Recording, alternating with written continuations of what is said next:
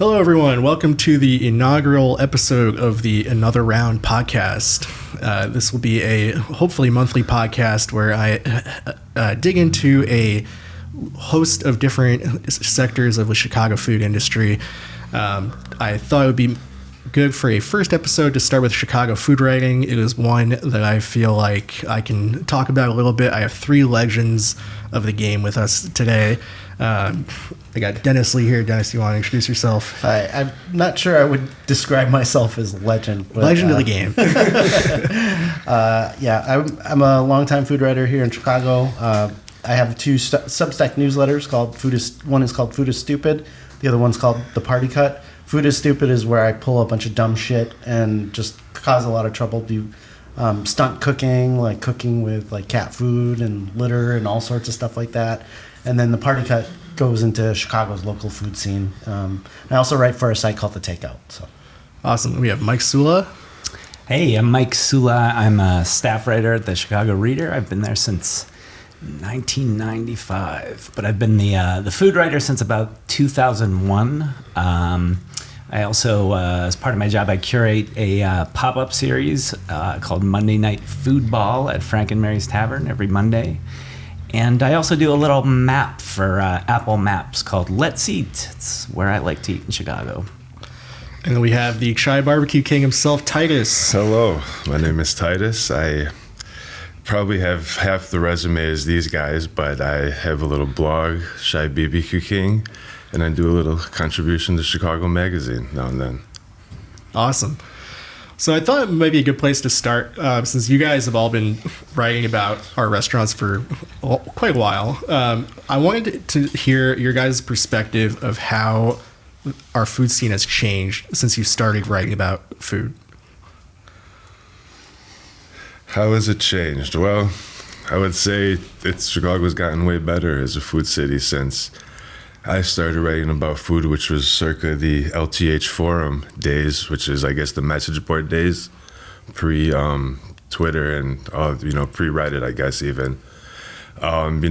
It's become basically a much more known city. Like, it used to be a meat and potatoes town, or at least that's what people thought of it. But now it's up there, when talking about the best food cities anywhere.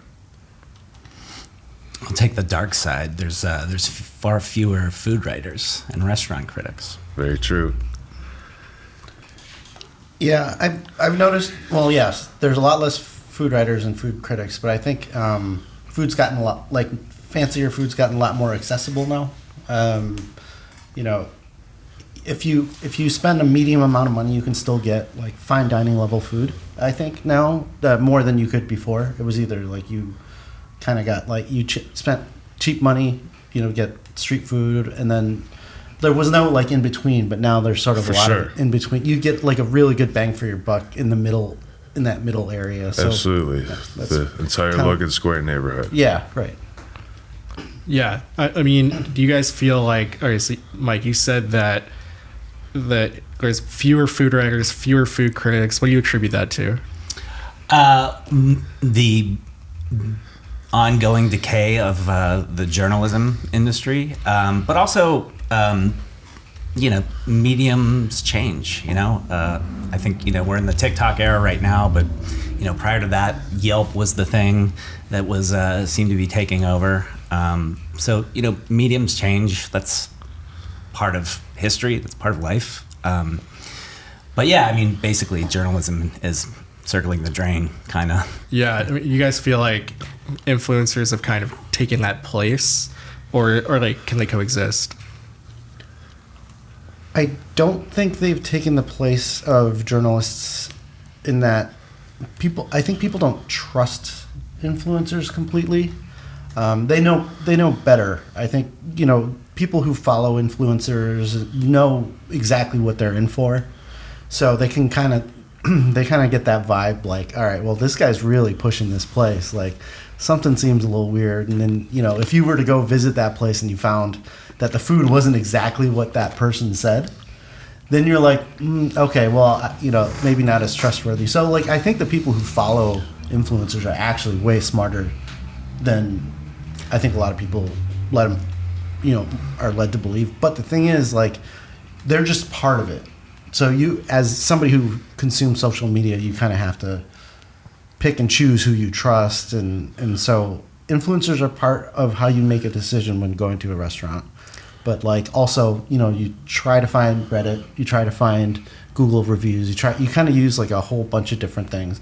It only takes a few minutes, like when you're looking for a new place or trying to decide where to go for dinner, But you'll have to check a million different places just to be kind of sure that you like. I'm sure there are reputable, talented, knowledgeable influencers out there. There are a few. I think there are a few. Can't think of any, but drop some names. I mean, I view influencers as like they're kind of like commercials. They're when they post, it's like a commercial for the restaurant. So you get to see the food. You get an idea. You can sometimes look at a pizza and say, "Oh, that looks really good. I'm gonna try it out." But you don't get much information beyond that. There's rarely any little. Like any info about the food as far as, what it might be that's unique about it. It's just kind of, this is this pizza, try it. It's performative. Yeah. Yeah. Something I've been kind of grappling with as I've somehow gotten to this point where when I go out to eat now, sometimes the person working or the owner of the restaurant will recognize me. and I know that changes my experience at the restaurant. And it also changes the way I feel like I can talk about that restaurant. But something I've been thinking about recently is that maybe there's a value in knowing how good a restaurant could be at their best when they are know that they need to be on their game and impress someone, because it's easy to imagine a bad restaurant, even if they tried their best to put out their best meal, it still might not be very good. Yeah. Is there room for that? Is that do you think that's something that consumers of food writing are interested in, or is that just something we should totally avoid? It's a good question. I'm honestly not sure. Are you asking this? I'm sorry, I don't understand the question. Yeah. So is it if I at a restaurant, someone recognizes me, and is it a good thing? I can tell that I'm getting a better than average guest experience. Is it worth saying, well, I know that they knew who I was and they were trying really hard and they sent me X and Y dishes. Here's my experience at their absolute best. Is that something that is there value in that? I know, in the years that I was reviewing restaurants, the times that I was positive I was getting marked were no better than any other visit. In fact, I've had terrible service when I knew I was marked. Yeah. So I think restaurants can try, but in general, it was always sort of like an unspoken agreement that if they knew you, they weren't going to say anything. I don't know. Maybe that's different in other cities, but I think Chicago, it's pretty chill in that regard. Yeah, if you are recognized and you get all the super special treatment, it's sort of it is hard not to feel like you're living the fantasy. You're living the fantasy that the influencers are peddling you in their videos, and so it's sort of it's nice to feel that way, but I don't think it's a realistic. It depends on where you're going out. If you're going out to celebrate something really nice, or are they? I don't know. It is a weird feeling. I get uncomfortable when people do that. Yeah. I really wish they wouldn't. But it doesn't happen super often. I don't think. People, I don't think people recognize.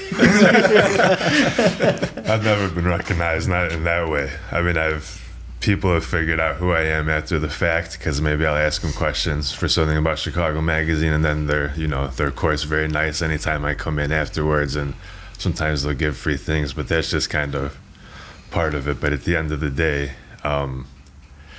I don't think it's the food improves just because it's somebody, you know what I mean? It's still the same food someone else is gonna get. Yeah, I think that kind of ties back into ultimately when I'm thinking about this. In my experience, even when that happens, it doesn't seem like the food tastes better. Yeah. Like they make the dish differently. No. Yeah. So I almost think it's like maybe a little overblown. Obviously, like if you get your whole meal comped, like that should be disclosed, and like you should do your best to uphold like journalistic ethics, that kind of thing. Yeah, for sure. And I think reviews of, like Mike said, there's not really not that many left. And anyways, as far as like old time people that, every restaurant would have a picture of their face and say, oh, watch out for this guy. I don't even know if there's any of those things left. Those type of guys, Yeah. Not in Chicago anyway, I don't think. Everyone knows, Steve Dolinsky's face. Or whoever, because it's everywhere. So whoever, you know what I mean? I just don't think we're at that point anymore in terms of food writing, where just there's just so many different ways now. Like Dennis said, whether it's you get your information from Instagram, Reddit, Google reviews. There's just a bunch of different little things you look at to try to figure it out, and then you make your decision based on what you know or what you like, as far as going to places. Yeah. Do you guys have like a process for how you pick which restaurants to eat at? Sort of. I would say that at this point, I just know what I'm looking for. So if I see, like, for instance, a Mexican spot, sometimes you can just tell by the pictures what type of food they're going to be serving, But then I'm also, I do like the Google reviews in terms of the most common mentions. A lot of times you can figure out what's good at a restaurant based on, if everyone's talking about the dry chili fish fillet in the reviews, then it's probably worth trying. Little stuff like that. But I also just looking for, places with unique stuff, like it's a little out of the ordinary. It's not the same thing as the other 4 spots on the block. I just go if I'm curious about it. But I tend to be impulsive, so in the moment things can change. It's also like, how far do I want to go for lunch or dinner? Yeah. I keep a little list. If there's a spot that intrigues me, I'll put it on my list, and maybe one day I'll see it and remember that, oh, I'm there. So I'll try that. But yeah, a lot of it's just... I don't have a list. I am so bad about that. I have a long, really disorganized, ever-changing list with like dozens and dozens and dozens of restaurants that I've just completely forgotten. Yeah. I mean, my list, it goes back, 8 years, and some of those places have come and gone. But I just continuously add to it. I put the new spots on top so I at least see it. But I don't necessarily check them off one by one. It's just... if I'm trying to figure out what I want to eat or whatever, I might look at it, or sometimes I'll remember just what I put in there the other day or whatever and figure it out. I have like an increasingly fraught relationship with Instagram these days, but I need it for my job, and I prioritize that list by looking at food photos on Instagram often, like the Google reviews. Yeah, when you say you look at the Instagram food photos, do you like go to that restaurant's page and look at like tag photos or? Yeah. Mm-hmm.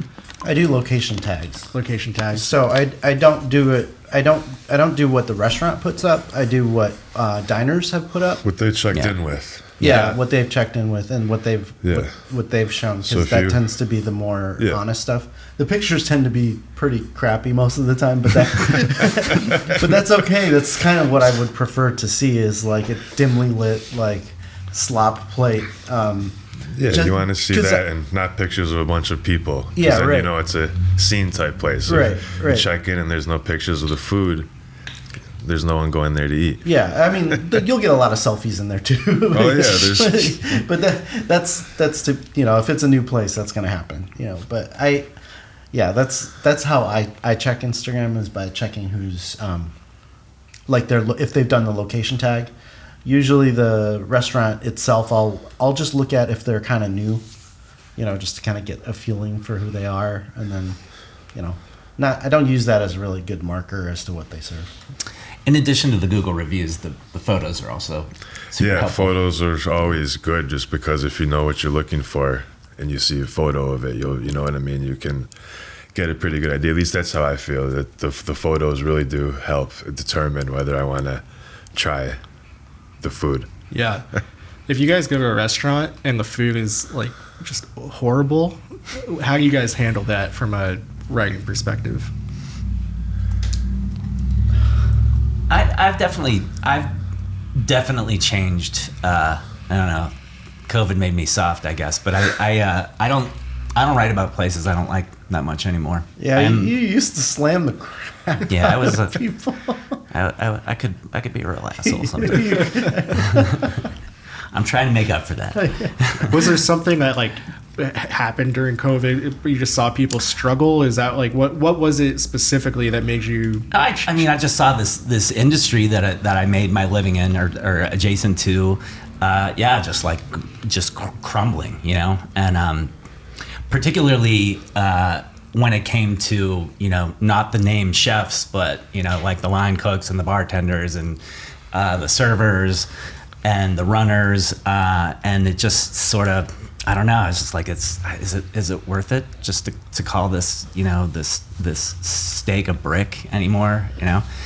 And the other thing that came out of that was the pop-up scene, and you know, you just saw all these young unknown line cooks and bartenders just cooking food out of their own kitchens and serving it in clamshells to people frozen, and it was just like, it was. I mean, to me, it was kind of like a reawakening. It was like it really was inspiring to me. It reminded me of like being a punk in high school and putting on DIY shows, you know, at the VFW hall. It like reminded me of that whole scene all over again, and that's what I grew up in, and I just thought this whole thing was just like really inspiring and just really worth writing about. Dennis, you ever slammed a place? I generally don't. Usually fast food corporations and stuff, because I have to review stuff for the takeout sometimes, and it's more about, I guess, if something's good, it's good. Like I can't fault it for if it's good. Like, you know, but the thing is, most of the time, you know, this overly engineered new chicken sandwich or something like that, they're usually not good. Like they try too hard to please too many people, and suddenly it's the softest thing you've ever eaten, or, you know, like, yeah. Like, so it depends on the situation, but no, I almost always find something good at a place, even if most of the food isn't good. So if a place is in your mind bad, you'll write about it, but you'll just find the thing. I'll usually find the thing to get, because people are still going to eat there anyway. You know, yeah. And there has been a few instances where things were so bad, I'm just never gonna write about it. Yeah, it's something like I've been thinking about, like when I write for Reddit, is, you know, I'll eat it. You know, I did like 200 French fries, and then I did like a top 10. And every time I do like one of my lists, someone's like, "What was the bottom 10?" Like everyone wants to know. Yeah. And like I don't have it like in me to like just shit on these restaurants, and because I've seen like people on Reddit in particular like really mean, and like I've seen them like make negative viral posts, like just ruin businesses just from the subreddit, and like that is crazy to me, and I feel guilty about it, but I can't like remove something just because someone said something bad. Yeah. But it like I mean like there are like restaurants that have like shut down because of like how much the like negativity. Like impacted them, and like something I've been thinking about recently is that, like, if there's a restaurant that a lot of people like, and then I go there and I was like, oh man, like I really didn't have a great experience there. I think I used to think like, everyone else is like doesn't know what they're talking about, and now I'm like, I must have gone on a bad day. I should go back and like order something else. Like I now like put it on me. Like, do you guys feel that? I mean, multiple visits are kind of key. You know, and any restaurant could have a bad day. It depends on how consistently bad it is, though. If everything is bad in the same way, like it doesn't have enough salt, or everything's dry or overcooked or whatever, you can't save. You can't. You know, it might be the same damn cook back there. You're just like I'm just sick of being here today. But yeah. But then you kind of put it in your head like, oh well, if this burger was properly cooked, would it be any better? And like, yeah. You know, you do a little bit of analytical thinking, and like, yeah, I mean, there's definitely some restaurants where if if I recommend it to someone and they like it, then I know one person was cooking it, and if they didn't like it, I know someone else was cooking it. And then it's like, but how do you like even convey that? Like, you have to go on a Thursday after 6, and you can't go at 7:30 because that's when he takes a smoke break. No, it's true. There's definitely little good times to go and bad times to go to certain places. Like if you're going for tacos El Pastor, never go when they open because they're just getting the trampo set up. So there's been times, like I've taken people for what I say are the best tacos, and they're not quite as good for that very situation because, their trampo's still being in motion, so they're not cutting it to order or whatever. So it can be hit and miss. But as far as being critical, So what are the best tacos? well, people always ask that, and it's which tacos. You know what I El mean? Pastor. Like people love to say this place has the best tacos, but they don't tell you which tacos to order. So I always, whenever someone says that, I know they don't really. For best El Pastor is Asian Cuisine Express. And don't try to go place there is awesome. on a Tuesday before a podcast because they're not open. No, they're closed on Tuesdays. Did you try to go today? Yeah. I tried to go to King Cow before this. We're in Pilsen. Yeah, Asian Cuisine Express closed on Tuesdays, $1 tacos on Mondays, which is, I think they get the trampo cut down, you know what I mean? And then they restack it on Tuesday, open on Wednesday. You guys have a pick for best tacos? We'll stick with El Pastor. That is one of my. That Al Pastor is excellent. I haven't had a lot of tacos that way, so that one would be probably my pick too. Gotta call out La Chaparrita. For their Al Pastor. No, just tacos in general, or Al Pastor. We could do both. Oh, sorry. Chaparrita for just tacos. Tripa taco. Oh, those tacos are. Yeah. Tripa, sudero, Yeah. longaniza, lengua. I had a gr- Anything from the bubbling vat of fat. Yeah. I had a great Cabeza taco before we recorded this at a place right off the Damon Stop. I'm going to forget what it's called. Taquerias El Constreños? Castaño, yeah. A really good Cabeza taco. Good to know. Yeah. Highly recommend. So it's interesting. I mean, do you guys, is there like is there a need for restaurants that are bad to be criticized, or are we better off without it?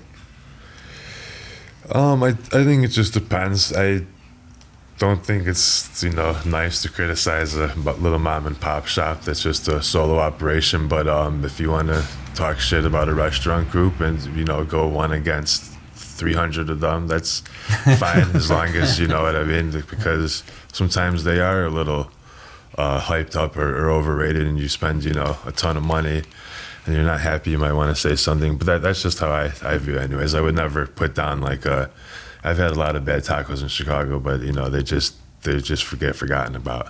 Yeah. I don't even feel the need to spread the word just because I'm not gonna put a business down. It could have been a bad day, stuff like that. You could get a new cook, you could get better, you could switch your menu. So at the end of the day, I don't think like having a bad meal somewhere one time means you should never return per se. But I just keep it to myself as far as anything too bad, as far as for a mom and pops type situation. Yeah. That's because there's so many variables in those type of restaurants. I was just in Boston eating with a friend at a really expensive, very well regarded prefix, and if I was writing a review of it, I don't know what I would have done because it was awful. Like every single course was awful, and like everything was like aggressively undersalted or not salted at all, and we kept chalking it up to this hangover from the Puritan era where like salt was of the devil, and we just shat on every single course that came out. And there was this couple sitting next to us on their 17th anniversary, and I think we ruined it for them. Oh. And I'm not proud of that, but it was just like there's not everybody loves a sick burn, I guess. But we had to salvage the evening somehow by entertaining ourselves. Back in the day of the restaurant.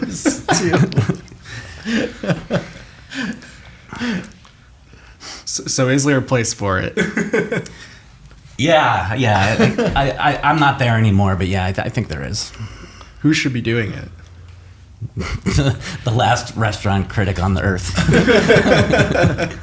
Nagrin does it. Yeah, and he gets a lot of shit for it. Yeah.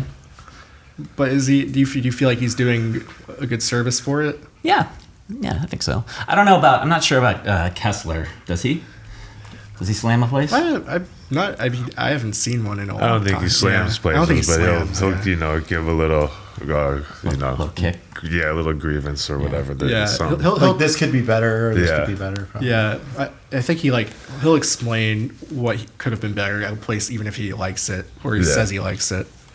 Yeah, and I do think the more you pay, the more fair game it is. Yeah. Yeah. As far as being critical, because at the end of the day, it's a lot of especially with the prices that restaurants have gone to as far as like menu items and cocktails and stuff. If I pay $25 for a cocktail, I want it to be good and not terrible. Louisa Chu just did a review of Alinea. I think it was their 20th or 25th anniversary dinner or something like that, and she was not happy with a lot of the courses, and she said so, and I thought that was pretty awesome. Like, she was just saying the stuff just didn't taste great, and I was like, wow, she just like said this stuff about arguably the king, whose crown might be pretty dull by now. So, I mean, I've never been, but yeah, she just straight up said, this stuff is tired. Yeah. And like, who's going to say that? And if they don't, are they going to do anything, or is it going to be like, is it constantly going to be the same couple hits and then maybe some things rotated in and out? But that was a 20th anniversary menu, wasn't it? Or no? I don't quite remember. Okay. I just remembered reading through it and being like, damn. Yeah. like oh shit. Was it the next one? 'Cause I know Next is doing Alinea year one. It wasn't Next. Oh, it was Alinea proper. Okay. Yeah.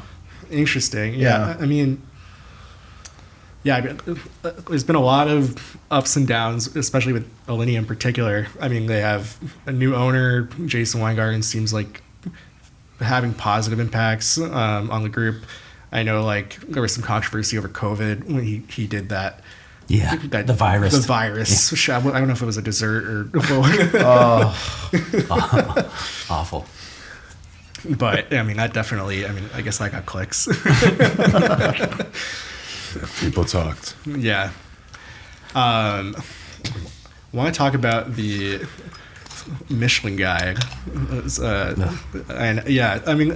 there's a lot of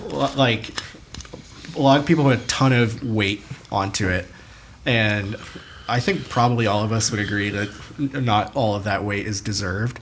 But to what extent do you guys feel like the choices of the Michelin Guide impacts our food scene? I think it's negligible. Yeah.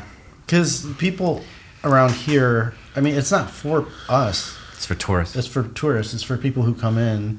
And I think people are smarter than just looking at Michelin Guides now. I think they'll just Google stuff. And they'll be like, best list. And they'll drill down and be like, okay, I want Indian food, or I want, Korean barbecue or whatever. And then they'll drill down into that. And so I think it's like the resources are different now.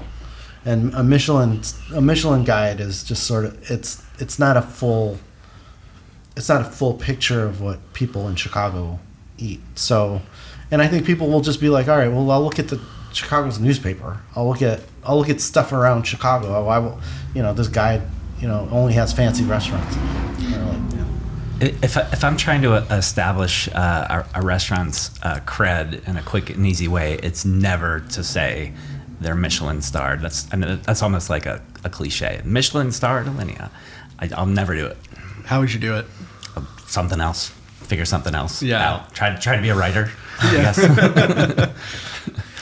I mean, it's not all fancy restaurants. They have the Bib Gourmand list, which I recently worked through, and I enjoy almost every restaurant on that list. And I mean, some of them are, it doesn't make sense to me, like which restaurants they think are like within that price range. It's supposed to be like $60, and like almost none of them you can eat at for $60. And then there's some that probably should be on there, but maybe they're like too casual. And then they have the Michelin recommended, which to me is almost like an insult. It's like, we went to your restaurant and we decided there's no award for you. Special mention. Yeah. I mean, what about the Bib Gourmands? Do you think anything about those? I mean, I honestly don't know what they are. In terms of Chicago,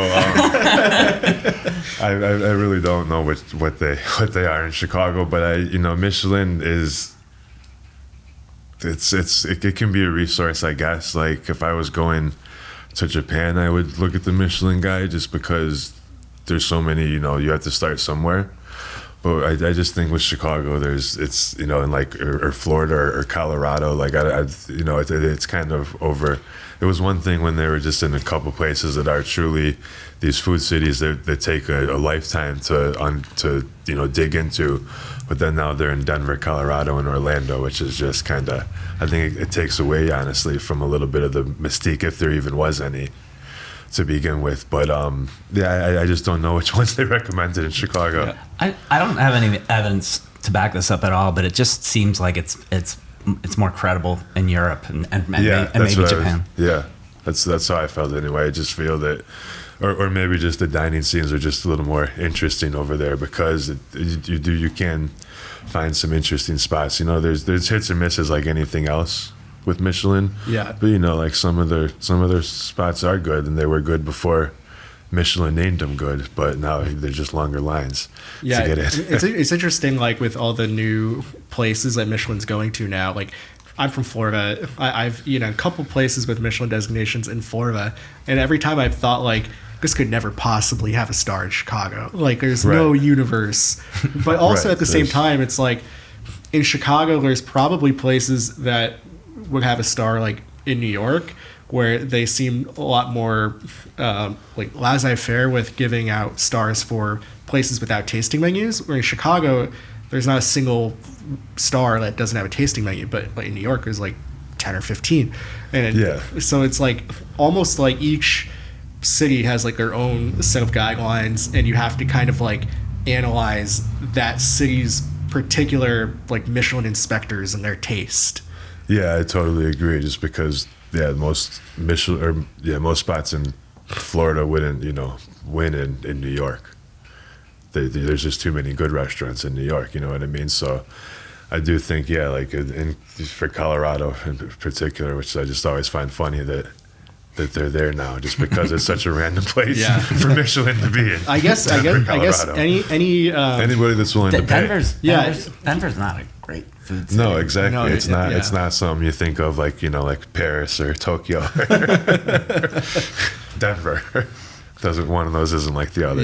No, for sure. I forget even in Denver, you have to cook things differently because of the altitude and everything. Oh, I can see that for sure. Yeah. They say about the pizza, it's tough to get it right because of the altitude. I thought they had a salt problem in Denver too. I don't know what accounts for that, but everywhere I ate felt like undersalted. That might be an altitude thing. I know they season things differently, like for airplanes, because the altitude totally changes your taste buds. Huh. Interesting. Yeah. So it could very well be an altitude thing. Shifting gears a little bit, I want to talk to you guys about what you guys read as like feedback for your writing that you feel like are misconceptions about what you guys do. If not any. sure. Sorry. What do you Just mean? like things like people will say about your writing in particular, or writing in general, and you on the inside are like, this isn't right, but it's how you can maybe you would need like a space like this to communicate exactly why it's not right, but something you might see all the time. Maybe there isn't anything like that. I'm just curious. I am about as insulated as I can get because My Instagram handle is Dickhole Danis. My Food is Stupid Substack newsletter. Almost every single edition, I talk about putting stuff up my ass. If I did an AMA on Reddit. Yeah. Most of the questions on that AMA involved putting stuff up my ass or talking about my ass. And wasn't that great? It was amazing. So the thing is, if anybody ever has a problem with what I'm saying, they're the ones that look like a complete idiot because they're like, I'm arguing with a guy named Dickhole Danis on Instagram. I'm arguing with the guy who's just threatened to take raisins and shoot them up his ass with like a Gatling gun. Like how, like even if he's being like really critical about something and very insightful or whatever, like, you know, I just can't win an argument against somebody like that. So people tend not to be too picky with me. I could see them being really cranky with your old stuff, Mike, because you used to body slam places, but but I don't know. You'd be surprised at how little feedback I would get. Maybe it was too scary. No hate mail? Occasionally, not too often. Those are hard to forget. Mike, for people that don't know your work, can you kind of help color like what your writing kind of looked like when you reviewed food back in the day? Sure.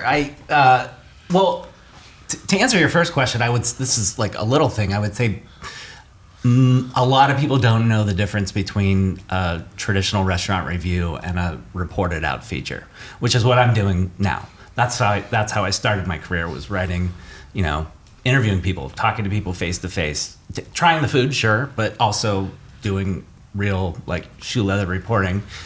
And then for many years I became a restaurant critic, and I wasn't talking to anybody until after I'd made the visits, and it was an anonymous multiple visit, pay your own way restaurant review. And that really began to feel formulaic to me.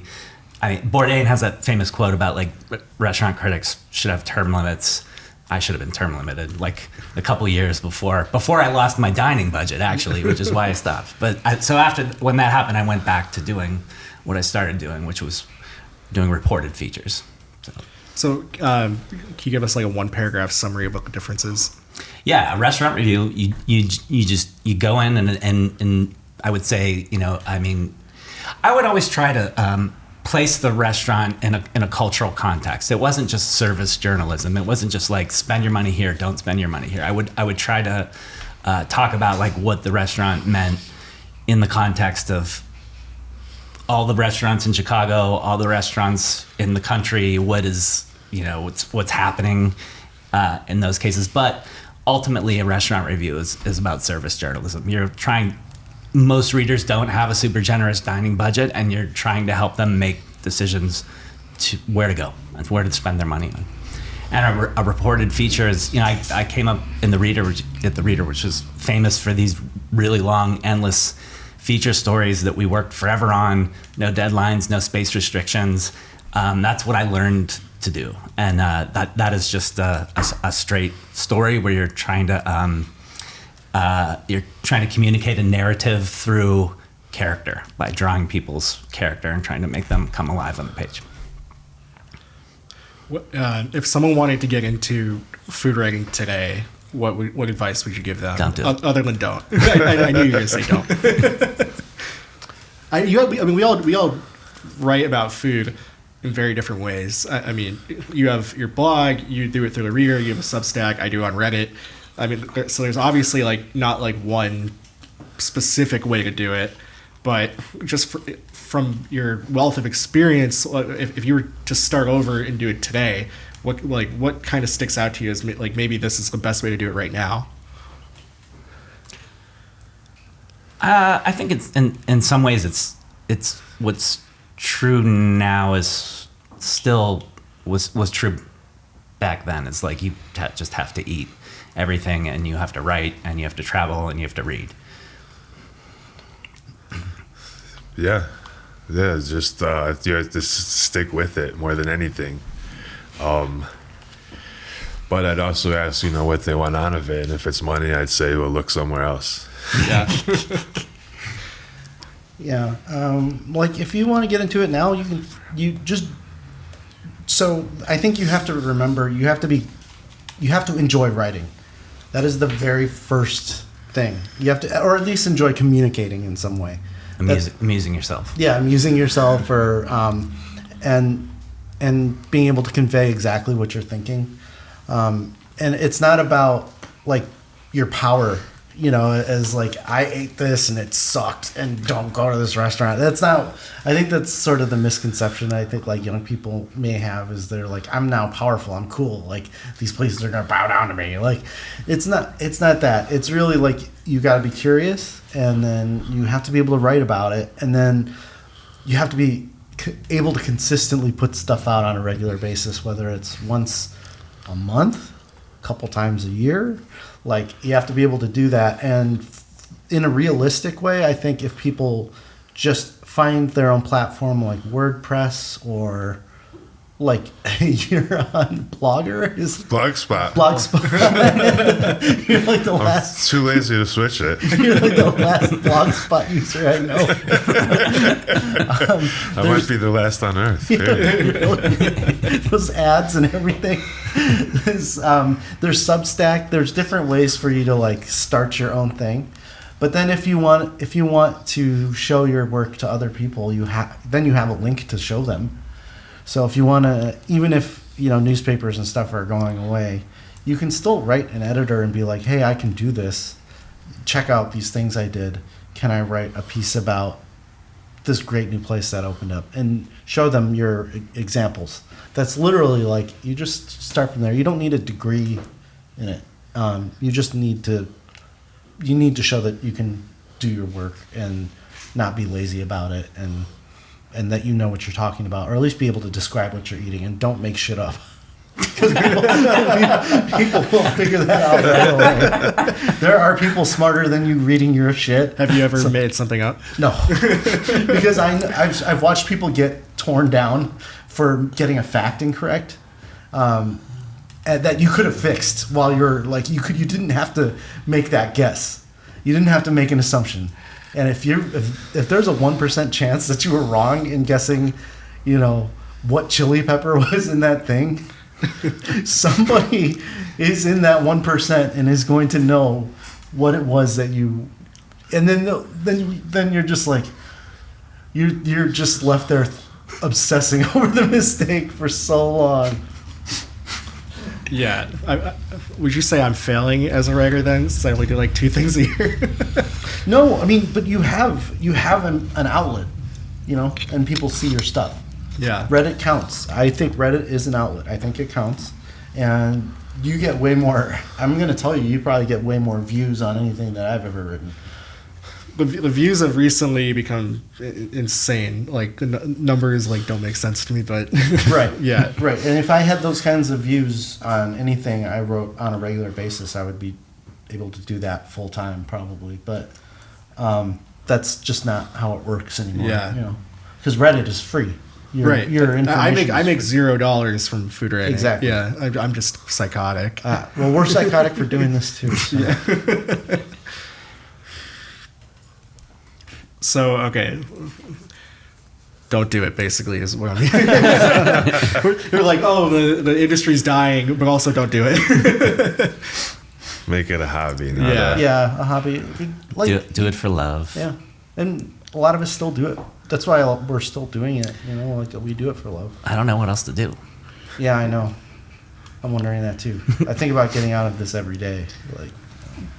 But I what else? Yeah, what am I going to do?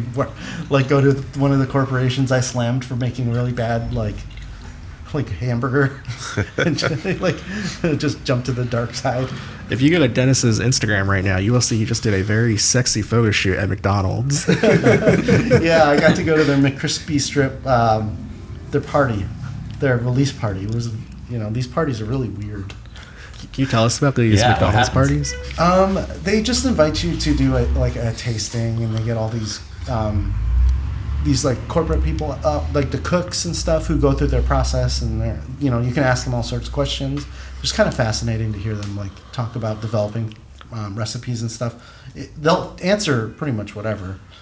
Usually no like secret stuff, but and then they have you try stuff, and then they brag about it, and then there's places to take photos and stuff. So I only liked the new strips. I thought they were only okay, and that's fine. You know, it's like, what are you gonna do? Yeah, there was also new sauces, right? Yeah, like a new Thai or a new sweet chili or new chili creamy chili sauce, and it's just like mayo and like spicy mayo, but mostly mayo, less spicy, more mayo. Yeah. So see how Titus is just making a face and just nodding. Interesting. I feel like some jealousy that you weren't at this party. There were less influencers there than I thought would be there. There was it's like a mix of press people and influencers and just people I don't recognize. So probably like any way to get the word out about this new thing, you know, it's. I was at the Chicken Big Mac tasting too, and that was done in their corporate kitchen, which was also a fascinating thing because this strip thing was a different location in the same headquarters, and you know the Wall Street Journal was there, right? You know, along with like other like bloggy type outlets and stuff like. And it's so bizarre. It's so bizarre. And then you see this thing that you're eating show up on the news within 6 hours because everybody was sitting there eating it, and we all have this time crunch to talk about it, to outdo each other as fast as possible. And it's the stress. It's don't get me wrong, it's a really fun job, but like, you know, there's a responsibility to it. You get paid for a reason. You try this stuff, and then you have to convey facts. You have to get that stuff straight, and you have to get it out to everybody pretty quick because, you know, in 2 days that's old news. You know? Yeah. Yeah. Mike, I want to talk to you about your pop-ups that you host with all these various like chefs and line cooks and whoever. Are there any right now that are like particularly exciting that you've hosted recently? Yeah. Dennis was at this one. Jeremy Levin, who's cooked everywhere over the past 15 years, I think, he has a new concept called Gilda, which is about Basque tavern culture, pinchos. But he's got some other pop-ups coming up where he's doing coursed out sit-down dinners. But he did his first pop-up at Frank and Mary's, and it was crazy. It was crazy busy, and he did like, I don't know, I think it was like a dozen different pinchos. They're all really good. They were awesome. Yeah. And it was the first time I'd ever had one of those Gilda skewers. Yeah. Those skewers are anchovies, olives, and pipara peppers, which are like they're kind of like Spanish sport peppers. They're just not spicy, and they're a little bit sweeter. And yeah, Jeremy's pop-ups are great. Yeah, right? he did another one. Yeah, too. And I'm excited about his stuff because it's both like really respectful to what I imagine. Because I've never had that food properly, but it feels really respectful to its base, and then if he wants to play, he can play. Mm-hmm. Like, yeah, that was a really fun one. I feel like the discourse I read about Spanish food in Chicago is that it's not very good. What do you guys? I mean, do you guys think that's a fair thing to say? I don't think there's a lot of it. It's not a lot of it. Yeah, I wouldn't say Chicago's known for its Spanish food. Yeah, There's some good spots though.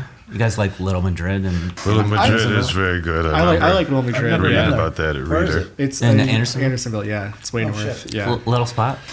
yeah. That's usually like my rebuttal when people say that there's not any good Spanish food in Chicago. Not that it's like the best restaurant I've ever eaten at, but I think it's like pretty safe that you're gonna go there and enjoy your meal. Yeah. Yeah, I did like those sandwiches in Lincoln Park too. I can't remember the name, but it closed recently. The Spanish restaurant. Bocadillo Market. Yeah, Oh Bocadillo yeah, Market. yeah. But they have plans to reopen, and I think maybe in Logan Square. So Same that'll be concept? my gain. Yeah, I think so.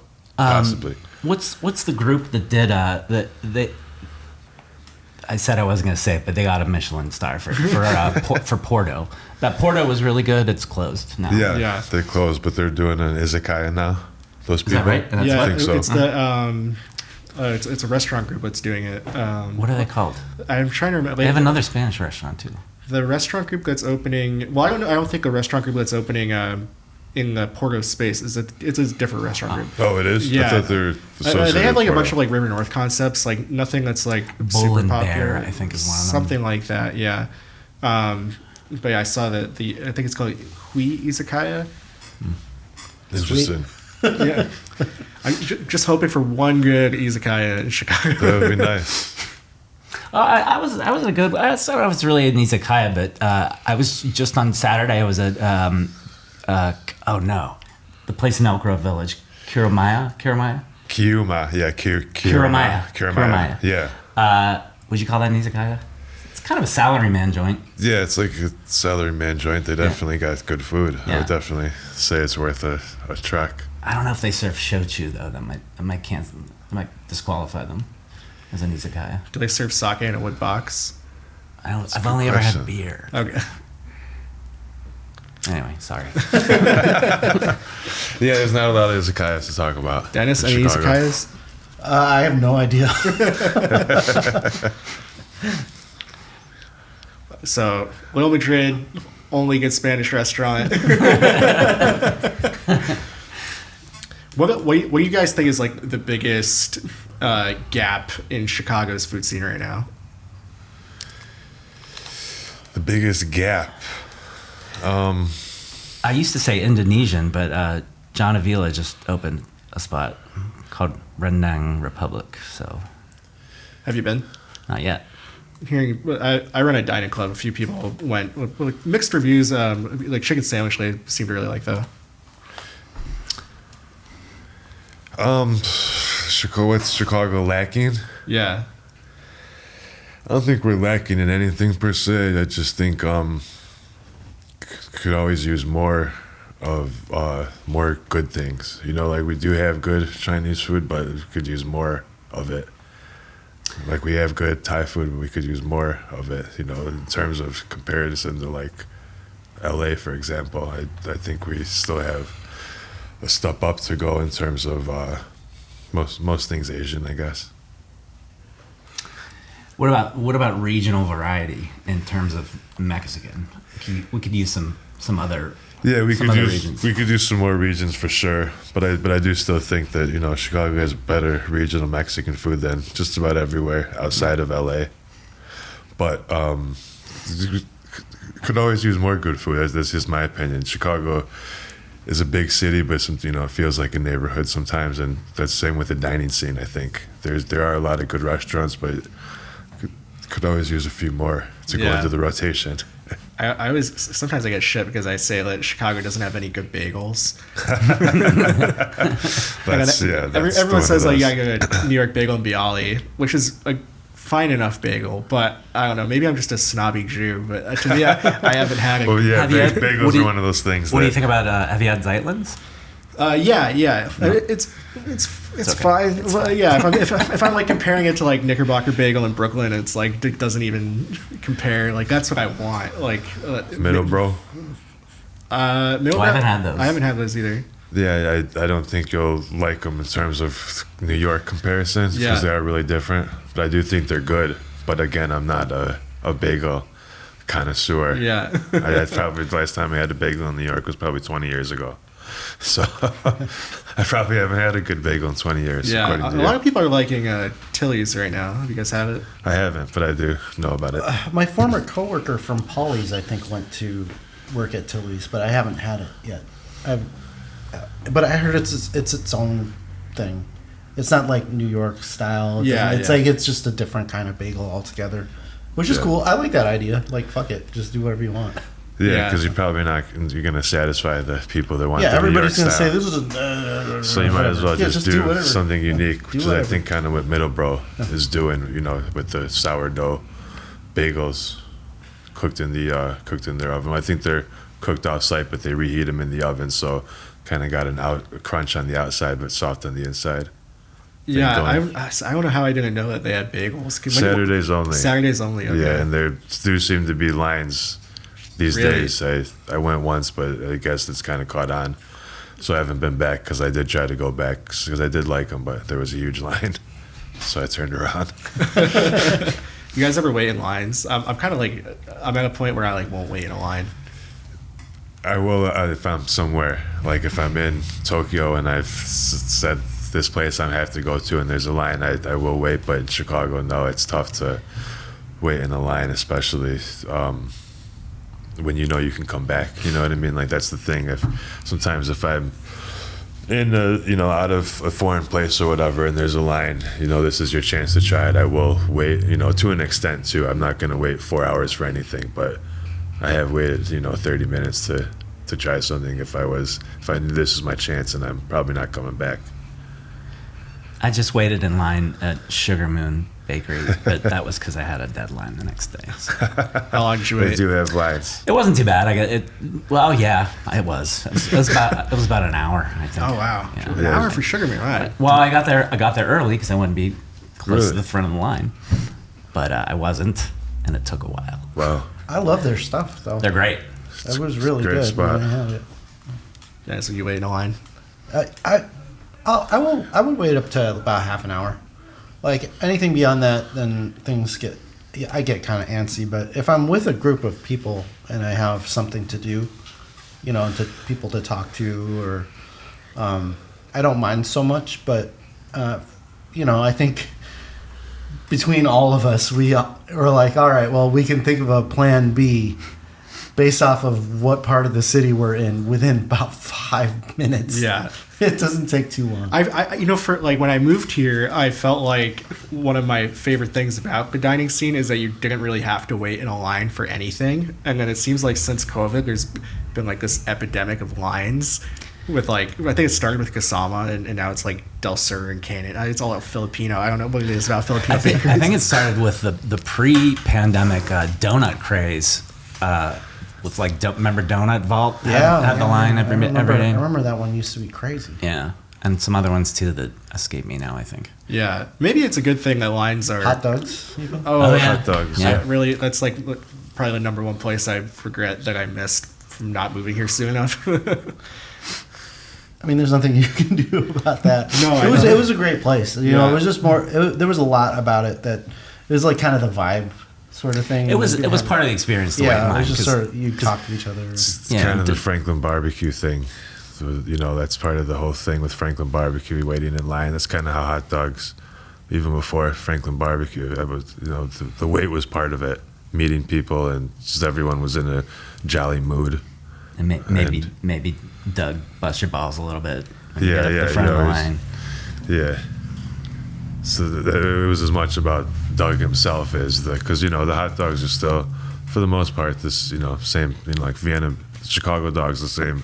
Chicago dog is everywhere. Yeah. For the most part. I almost feel like these like new places they get like so hyped up, and maybe that's why we're seeing these lines. Is because like now we have like TikTok and Instagram sure. that make things go way more viral than they used to be able to, and then it creates this expectation on how good the food's going to be. That's all like, basically impossible for any restaurant to live up to, and it's not the restaurant's fault that you had to wait an hour and a half to get your food. Right. Like their capacity is what it is.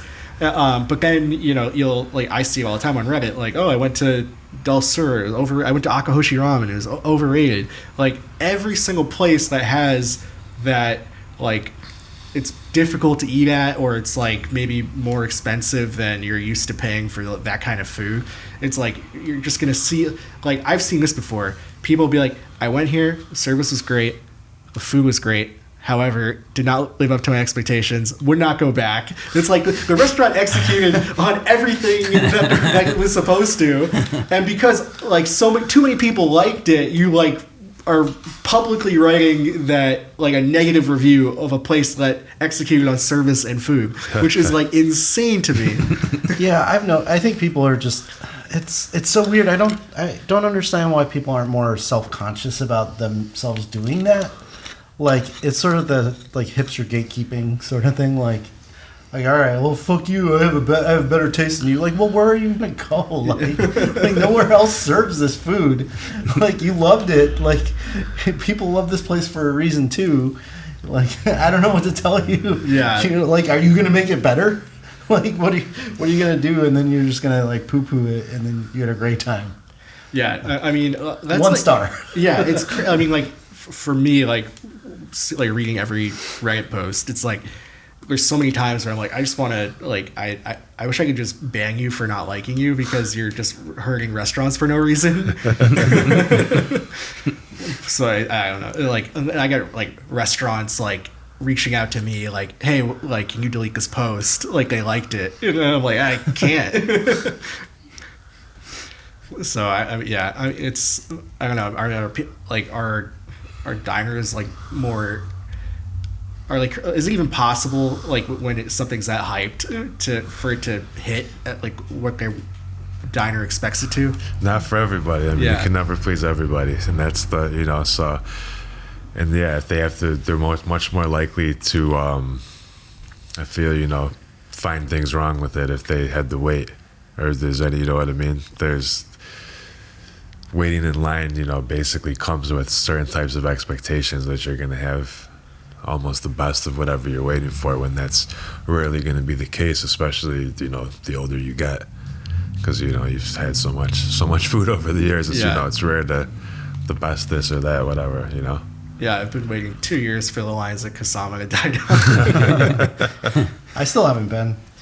It's great in my opinion, but if it's again, it's 45 minutes, an hour. I've seen people wait like an hour and a half. It's like, but yeah, it's become part of the restaurant basically. Yeah. Which is how it goes for, like the hot dogs, Franklin barbecue type spots. It's almost like people are preparing to.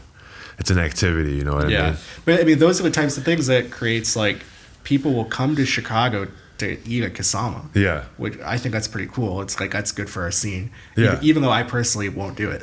Yeah, no, it's not a bad thing per se but you definitely have you're gonna have people are always gonna have higher expectations when there's a line and they're told this is it's the best, so that's why there's a line.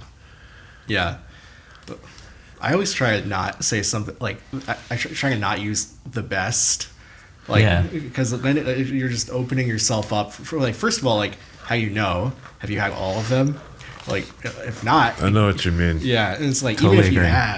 if you've had all of them, like I don't like raw onion, like, and then that totally shapes like what I think is the best taco. And it's like how you guys, when you're writing, like convey your biases. Like I'm sure everyone has like those little things in their like palate that is different from the norm.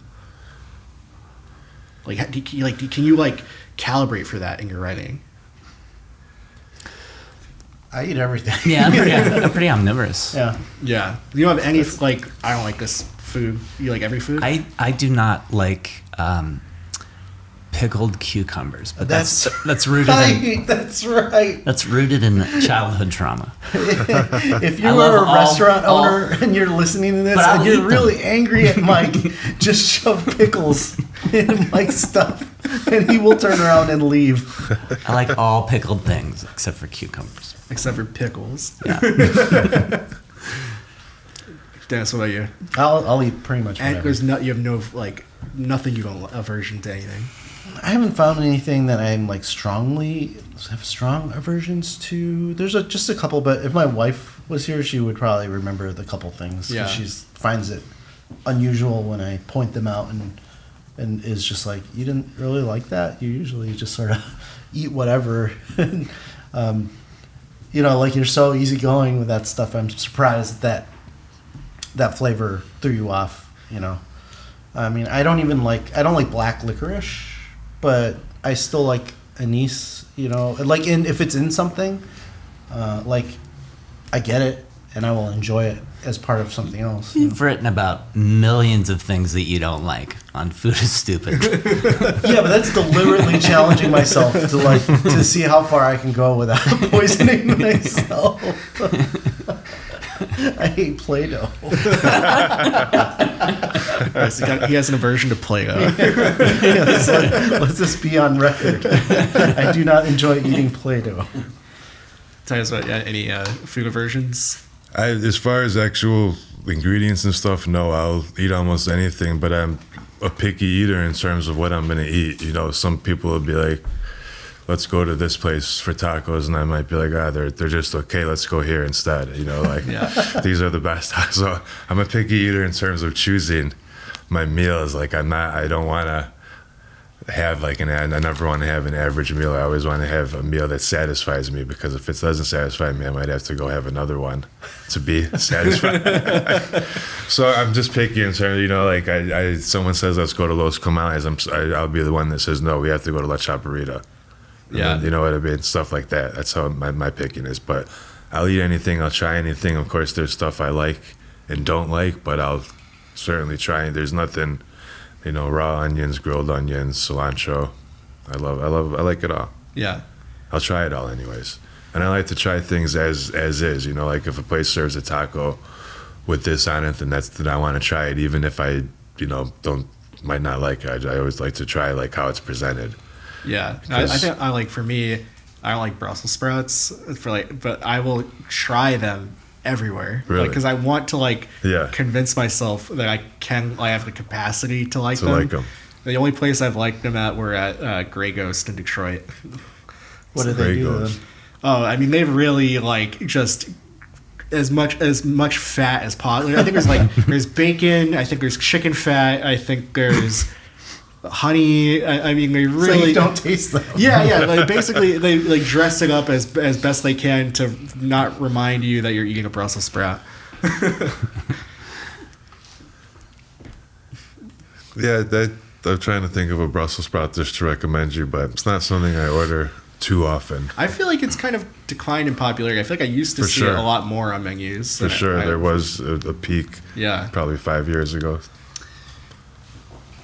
I think I just had funeral potatoes, Brussels sprouts, and moonflower. Those were good. They were good. Yeah. How did they do it? I may be confusing them with another Brussels sprout, but I think they're like flash fried. Is that possible? Anyway, the best ones tend to be fried. Yeah.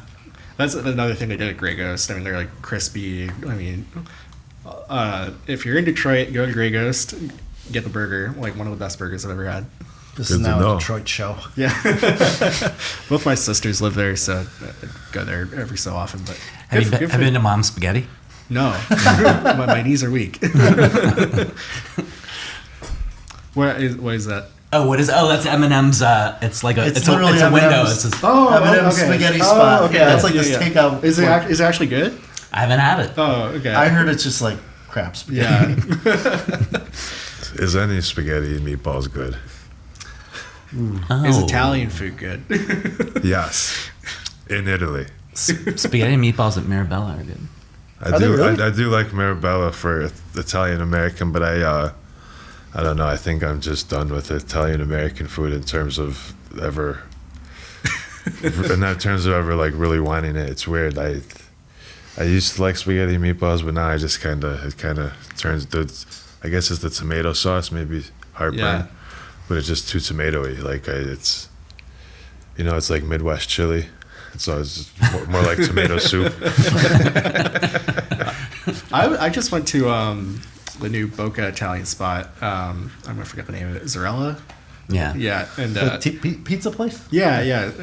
I was like weirdly impressed with their chicken piccata. Nice. Did not expect to like it as much as I did. They have like tavern and artisanal pizza. Yeah, I saw those. Yeah, that was pretty good. I like the tavern a lot more than the artisanal. Okay. Because the artisanal is like, the crust is like half the pizza.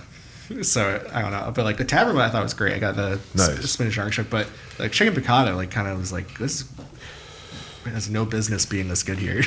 I just thought of Freddy's when you said that, so I will say that Freddy's in Cicero does have fantastic Italian-American food, so yes, there is good Italian-American food out there. Speaking of Italian and Detroit, have you had the Middlebrow Detroit pizza at the Beer Temple? Yeah, that's really good. I like it. Usually I like a thicker pizza.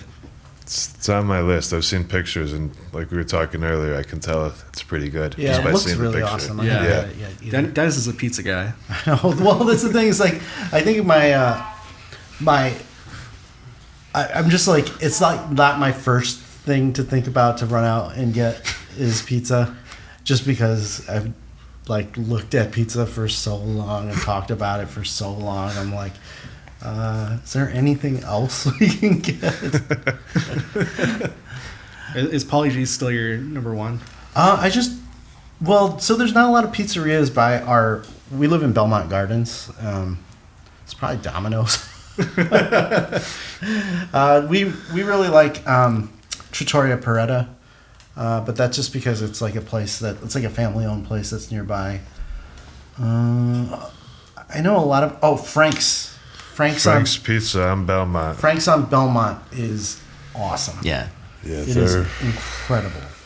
It's expensive for what you get, but I don't give a shit. It's tavern style, but it's one of the best it's old seriously school pizzerias. It's old school. It's everybody goes crazy for like the cracker thin. This is like old school cracker thin as opposed to new school. Like people are trying their hardest to get it thinner and thinner and thinner. This is just really genuinely thin. Yeah, and it's got that old timey kind of like Chicago flavor to it. It's incredible. Yeah, that was my dad's pizzeria growing up, and there's a relationship to Pat's Pizza too, for Frank's. Yeah. So very, very similar. What's the relationship? Same family. I can't say exactly. Leona's is also from that family, but it's like Chicago's first family of pizza. So I don't know exactly, but there's a relationship between Frank's and Pat's. I think just brother and sister, possibly the original people. Frank's also has the best neon. Sorry, the For best neon. I've seen them all in the city. I'd agree. Yeah, it's a cool sign. I have to see it. Well, is there anything else you guys want to discuss before we wrap up? Any pressing hot takes that will sound horrible in a soundbite? Where's everyone eating next? What spots on your list to the top of everyone's list that they want to check out that they haven't been to yet? It's hard for me to have a place on my list longer than like 3 days. Yeah, it's gonna change. So I wish I had like a target place, because then I hear of some like Mitch. I hear something different, or like somebody just reminds me of a place I haven't been yet. And There's this new Laotian place, Lauder. I want to check that out. Oh, Lauder. I've been there. Where's that You at? been there? I had the sausage. I had to go try it. Is it good? It's pretty good. The sausage itself is great. Lao sausage is incredible. So we needed a spot for that in the city. I wish the sauce, I can't remember the sam. Jiao Sam. The jiao sa was just a little more funky or whatever. But it was. I went on like maybe the second or third day, because I happened to be around there and I love Lao sausage. So yeah, it's definitely worth going to try, especially if you never had Lao sausage. Where is it? It's on Elston, at Avondale, I think, in that area. But I'll give 3 spots that I've been to that I can't wait to go back to. One is North Avenue Falafel, which isn't new, but they just added an Egyptian portion to the menu. No. And I had a what they call an Oriental pie, which is kind of like a ground beef folded over, so it's a top and bottom layer, not like a Turkish style, but you know what I mean. There's a top. The ground beef was in the middle, so I'd like to go back there and try that. Minsa on Devon is a new Corellan spot that's open till like 3 a.m. Wow. And it seems to be very popular. I just went once, had the beef curry. It was very good. But it's, by the time I left, the place was packed with locals, so I'm intrigued to go back there and try something else because I was by myself. And then Yo-Yi Yeah. I Broadway was supposed to is go there on Monday. getting a lot of love right now. Another Yeah. spot I just went to by myself, but the hand-pulled noodles and brisket was definitely hit the spot. It was a little colder when I went, probably a month ago or so. So it was can't wait to go back. But that's the type of spot you want to go with a few people, just because there's so many large dishes to try. So I always If you tell guys people. want to go yeah, eat, let me know. What's the name of the Carolyn spot? Minsa. Minsa? Yeah, like Mintza. Yeah. I'll Right check on that out. Devon. I think it used to be the old Burmese place. Remember there was a yeah. Burmese Yeah, spot yeah. on Devon? Yeah. Uh-huh. I think that's the building. I might be wrong on that, but it's on Devon, and just like a lady and her husband, older lady and her husband, and you can tell, anytime a place on Devon is busy, it's worth trying because there are so many restaurants, and you know what I mean? When you see the locals at one of them, you know that they're doing at least something good. So I try to peek in and see what they're eating, what's on the table. I feel like Titus has like the best pulse on like hidden gems in Chicago. Like, Yes, you guys have to follow him on Instagram. yeah, he's like Shy BBQ King. Shy right? Barbecue, Correct, BBQ correct. King. He's like the only guy who like definitively eats at more restaurants than me.